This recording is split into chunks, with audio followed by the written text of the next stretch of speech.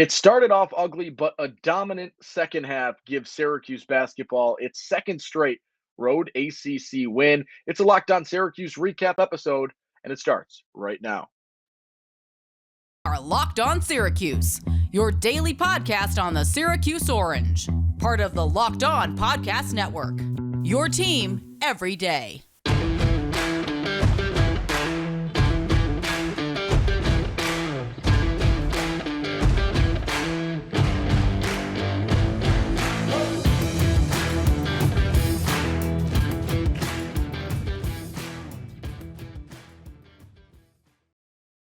Hello and welcome into your Thursday episode of Locked On Syracuse. Thank you for making Locked On Syracuse your first listen every day. We're free and available wherever you get podcasts. I'm Owen Valentine, breaking down Syracuse's trip to Tallahassee, a 76-67 win for the Orange.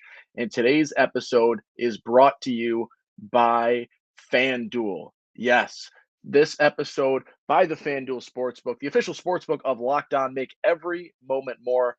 Visit fanduel.com/lockedon today to get started. It's a big win for Syracuse, and not in the fact that they're beating a team that's great, right? This is a Florida State team that is struggling, right?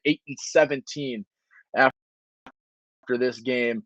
Not great. And they have no wins except for one of Ken Palm's top 100. But here's the breaking news, right? Same thing for Syracuse. That's the same boat Syracuse is in. So even though this has been right, a really, really bad season for Florida State, and they are struggling, and they continue to struggle, and they have a lot of bad losses. I threw this out there this morning when I recorded the first episode of the day. I'm talking about Wednesday here, as a huge negative, in that Florida State has one win in the top 100. So does Syracuse, and that comes over Virginia Tech, who's number 57 at this point in time. But at any point, right, when that's the case, and that's what you're looking at, any win is incredibly massive. And Syracuse now 15-10 on the season, and they walk away victorious in Tallahassee. Back-to-back road victories for Syracuse. It's hard to get road ACC wins. We talk about it all the time. It was not pretty from start to finish by any means, but Syracuse walks out of this with a win and heads back home with about a week off until that next game on Valentine's Day against NC State. This was a game that a lot happened, and then a lot didn't happen. It started, and I was going nuts, right? Oh my. Syracuse with a quick start. They got out to a 7-0 start, including a Girard 3 to get things going. I mean, immediately, Malik Brown off the tip for a dunk, and then Girard hits the 3. It was an awesome start, and it's not something that Syracuse does, and it's something that we have looked for and continue to look for, is a quick start to a half and starting with a bang, and they did. And then they stopped. And Florida State was able to come back and take the lead, and they went into the half up 6. And it's something that was worrisome, and a lot of people, myself included, very worried and nervous at halftime, thinking there's no way that they play this badly and they play this poorly and they walk out of here with a loss in a game like this. And it was ugly for a while, and I did not expect it to be like that, but it was. And Syracuse fought and came back. But I mean, you look at this, and I feel like every time Syracuse loses a game to a team they should beat, it's insert random bench player here for the opposing team. Tonight that was Naheem McLeod. McLeod, excuse me. He was outstanding for the first half of basketball today. 14 points in the first half. Just got open look after open look. They were putting Jesse in really, really tough spots. And it worked well, right? You were putting Jesse in 2-on-1 situations where he's having to make decisions. And as we've learned, right, that decision's hard to make, and you very seldom can shut down a team or shut down a team for even one possession when that is the case, and you're putting those 2-on-1 situations. And McLeod was able to do it quite often in the first half. And Syracuse adjusted, and they focused up. And additionally, he didn't play a ton in the second half, which is interesting, and I'm not exactly sure the rationale behind that. But that was the case, and he only scores 2 in the second half, and Syracuse in much better control of this game down low defensively. The whole team stepped up on defense, and it was really cool to see. They rebounded a lot better. You got to tip the cap to Chris Bell with a career-high 6 rebounds. They were talking about it after the game. It took him 7 games to get his first 6 rebounds of the season. He did that in one game tonight. Really cool to see him get some stats that you're not used to seeing out of him, and playing a solid game of defense. We'll talk a little bit more about him in a second. This was a fun game, and it was a game where everybody needed to contribute at certain times. And for the most part, it seemed like everybody did contribute in some capacity. Girard with a very casual, sort of sneaky 26 points. He played a solid game. It was 5 for 8 from three, 9 of 16 from the field. Just played strong, played smart. I don't think he forced a ton today, which is good to see, and really nice to see him bounce back after, a stretch of games where he has struggled. And he had 18 against BC, but it wasn't a beautiful traditional 18 points. Half of those were at the foul line, and he did not shoot at a good clip in that game. So nice to see him get that sort of return game where it seems like things were a little bit more figured out. He played with a ton of confidence, a ton of aggression, which is cool to see because it's not always what you get from him. So to sort of see the spark he was playing with today, I thought he distributed well. 2 assists, but it felt like he moved the ball even better than that. I liked the game from Joe Girard today a lot. Thought he played very composed, smart, energetic, and it's exactly what you need out of, a senior leader and a team that doesn't always have incredible leaders. It's good to see Joe have a moment today where that was sort of flying through. 26 points for him, really really solid game. Jesse played solid as well. I don't know still to this point how that dunk was so flawless and effortless from Jesse. Just whoop right over the top, beautiful, off the little float pass, and he is able to just creative, acrobatic. I don't even know what you want to call it. Fun little flush there. He played a decent game, double double for him. I think he finished with 12 rebounds, 18 points in this game. Solid game from him. That's what you need out of Joe and Jesse, right? You need them to play really solid games, and that's going to help you. It's going to put you in situations to win. It's going to put you in situations to be competitive against the better or best teams that you are facing off against. And that is massive. So those two combining for, oh boy, 46 points, no, 44 points is going to be huge. And them getting their fill and doing it pretty efficiently overall. They were 15 for 30, so shooting 50% as a duo in this game is going to be really, really beneficial for them, and something that you're going to need from Syracuse down the stretch here. I think we might talk about it as a part of our reply to our tweets, if I saw this one correctly. But there's 6 games left on the schedule, and there are some quality wins lingering in there. Duke could be a quad one. Pitt on the road could be a quad one. What's the other one? Clemson on the road will be a quad one, right? You've got quad one opportunities on the schedule. You got to start winning games, and that's going to put you in certain situations where you could be in a conversation going into March, or a situation where you don't need to win the ACC tournament, but you need to string a few games together in the ACC tournament. There are opportunities for you, and seeing performances like that from Joe and Jesse in terms of confidence, in terms of effectiveness, is going to be massive for this team closing out the year. Let's take a quick break, and after this, we've got another great performance from a Syracuse freshman, and it might even be 2 of them. But until then, let's hear from our new friends over at FanDuel Sportsbook. This year, the only app you need at your Super Bowl party is FanDuel. It's America's #1 sportsbook, and we're really excited about our new sports betting partner for Locked On because they're the #1 sportsbook in America. And if you're new to FanDuel, that's even better. They have so many great features that make betting on sports fun and easy. Download FanDuel now so you can bet Super Bowl 57 with a no sweat first bet. You'll get up to $3,000 back in bonus bets if your first bet doesn't win.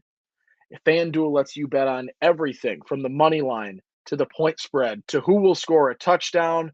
And that is where this gets really fun. Let me take a look. I'm logging into Caesar or into my FanDuel app right now to take a peek at what we like to bet in this game.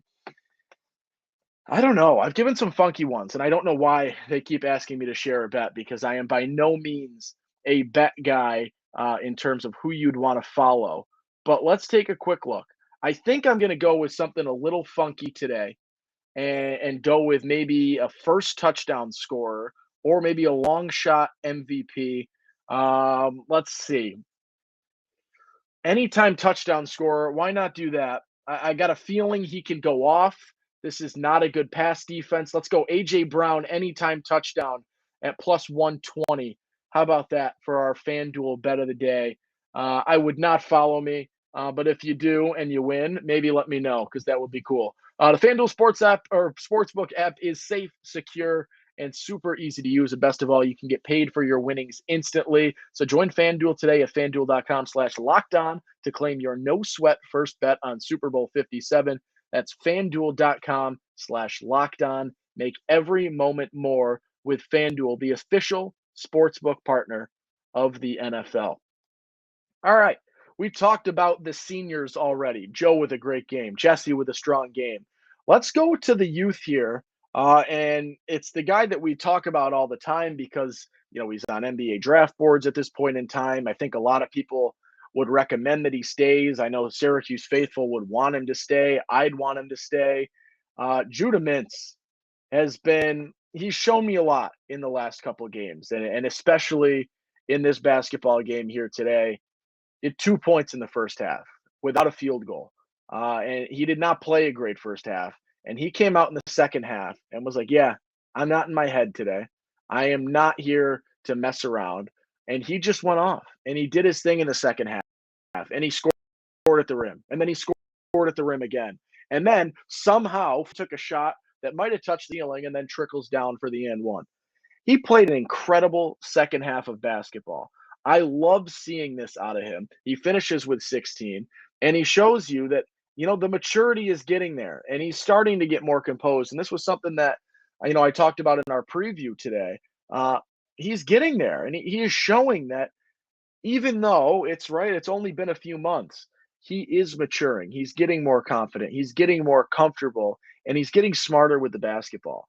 He's not forcing as much. He is making the strong play. He's distributing the ball a lot better than he was to start the year. It's really fun to see. And he plays an outstanding second half today. That's back-to-back games where things weren't going for him beautifully in the early going, and he didn't let it get to him.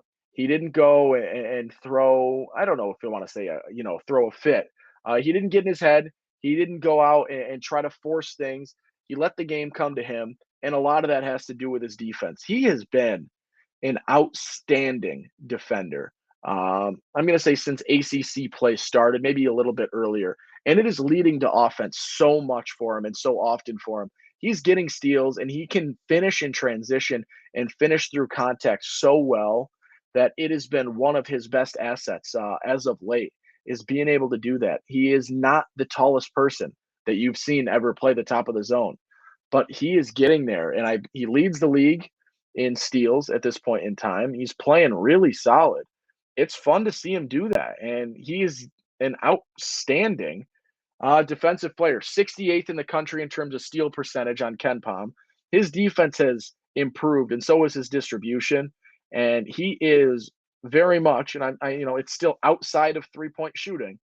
He is still very much becoming such a fun, well-rounded player that I think the ceiling continues to rise for, and the floor is coming up with it. So it's really nice to see out of Judah because of, there were some instances earlier on in the season where right? He started out poorly. He was going to play a bad game, and he has started to break that mold. And now it's okay. He started poorly, but he can compete, and he does compete. And then he did it again where, slower start, couldn't get things to fall early on, didn't let it get to him, bang, pounces back and has a strong performance. Love to see that out of Judah. The other freshman we got to talk about today is the new number 52 with Chris Bell. Something happened with the jersey. He came out wearing number 52, and number 52 gets rebounds. Let me say that. 6 rebounds for Chris Bell today. He played a much better game in terms of the hustle plays, the defensive side, the gritty side of basketball. We've seen him have days where he shoots the ball well and days where he's able to score and get his fill. I'm not even going to say today was really a day like that. I mean, yes, he finishes with 10 points. But I'm going to give him praise despite a pretty mediocre at best offensive shooting performance. He was 1 for 9 from 3, including some very, very wide open looks. 4 for 14 from the field for 10 points. But Chris Bell in this game, despite some offensive woes, showed that we are able to see a side of him that Jim Boeheim has been prying to get and has been making empty threats about all season long, and it's finally started to show. He got a couple of rebounds last game, 6 rebounds today.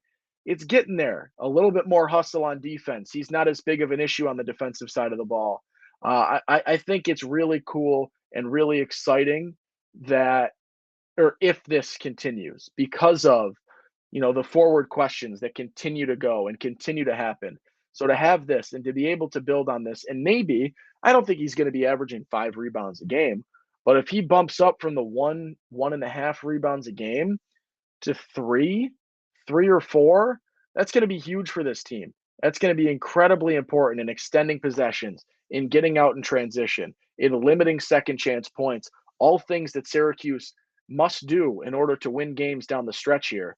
It's going to be something that Syracuse can 100% reap massive benefits from if this is what can become the new norm as we progress with 5 or 6 games, or with 6 games left in the regular season at this point.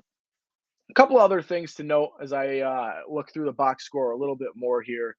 Interesting to see sort of the other forward situations. Benny scored 2 points. He didn't play poorly. He didn't really do anything. I don't know if I want to say he played all right. Somewhere between okay and poor, I guess. Wasn't a great day out of him, I don't think. He's getting there, but I thought when he scored on that first bucket for the quick dunk when he got subbed in, this was going to be a better game for him. Justin Taylor didn't really do anything today after a really strong performance against Boston College.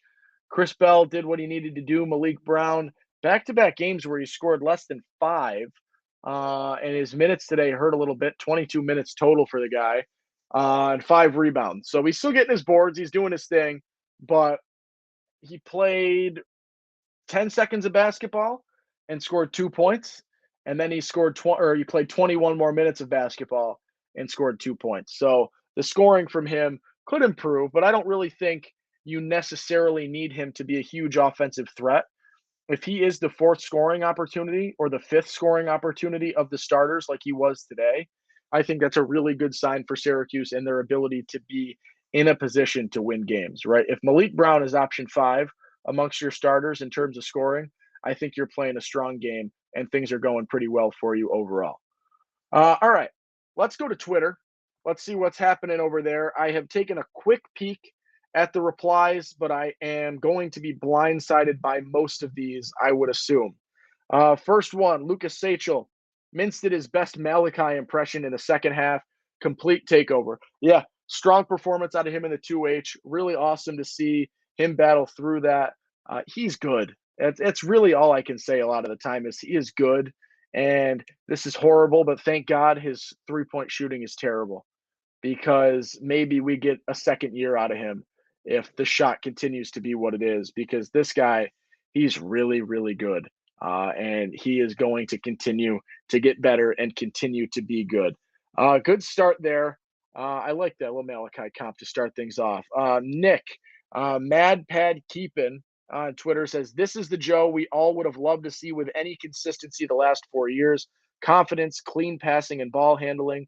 Big time buckets. Tonight he was senior leader Joe Girard, and boy, was it nice to see. Yeah, it was. You don't always see the leadership side of him. I'm not going to say he isn't a leader in most games, but you don't always see it in its full entity, I guess. And today you saw it shine through. And he played a strong game, a smart game, a composed game, and I think he nailed it. Between the confidence, the passing, the ball handling, and he hit a couple of big threes, right? He hit the shot to, I believe, take the lead or to cut it to 1. I forget what it was. They were winning by enough at the end, but he did technically hit the dagger. So yeah, great game out of him. Huge to see from him. Hopefully he continues to play like that, because there's been, a week or 2 stretch where he's been struggling, but the 5 or 6 games before that, he was playing like this as well. So hopefully he is back on that grind, back in that groove, and able to more consistently do this than we've seen in the last couple of weeks. Ned, that's Shred Campbell.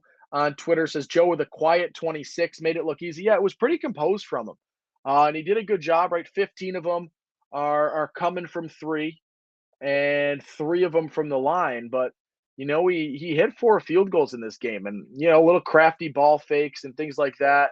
I think he played smart. He played smooth. He didn't force as much from inside that we've seen him do a little bit, and it's going to result in a solid game from him. And as you said, a quiet 26 points and an effective quiet 26 points for him. Nick, second tweet out of you: NC State, Duke, Clemson, Pitt coming up.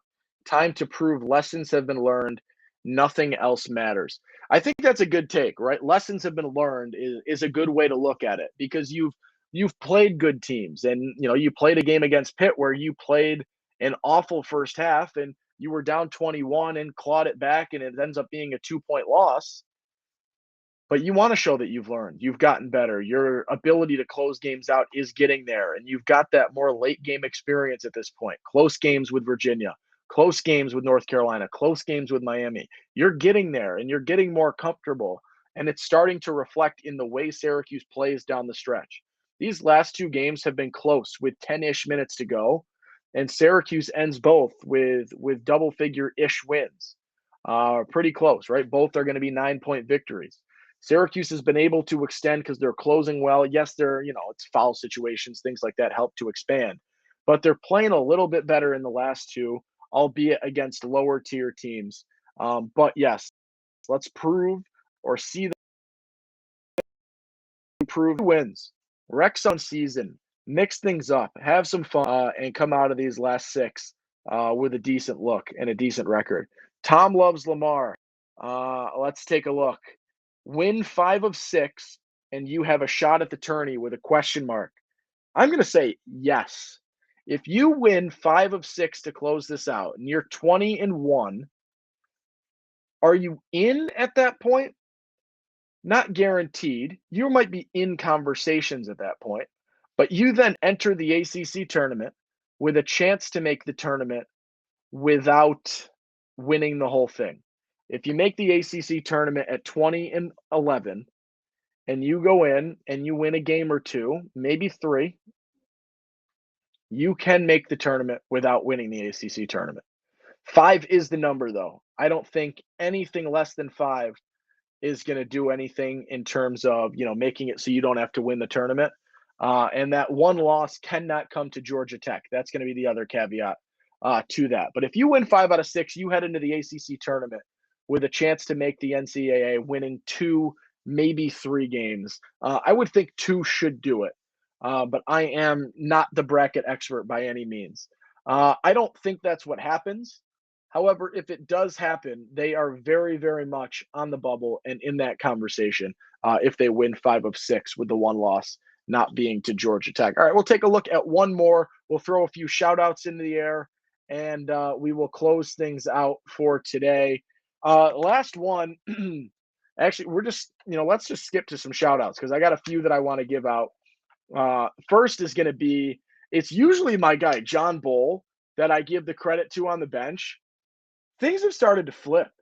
Kadir Copeland is that guy and that energy bubble on the bench, the energy bunny on the bench. He has been so fun to watch celebrate. He goes nuts. He goes crazy. He is that John Bull energy. And this is not a knock at John Bull saying he is not doing it anymore, but there is a new one in town. They're turning into, I don't know if they're not the enforcers like that, but I'm thinking towards the Mighty Ducks and the Bash Brothers in terms of those two on the bench just going nuts every time they score.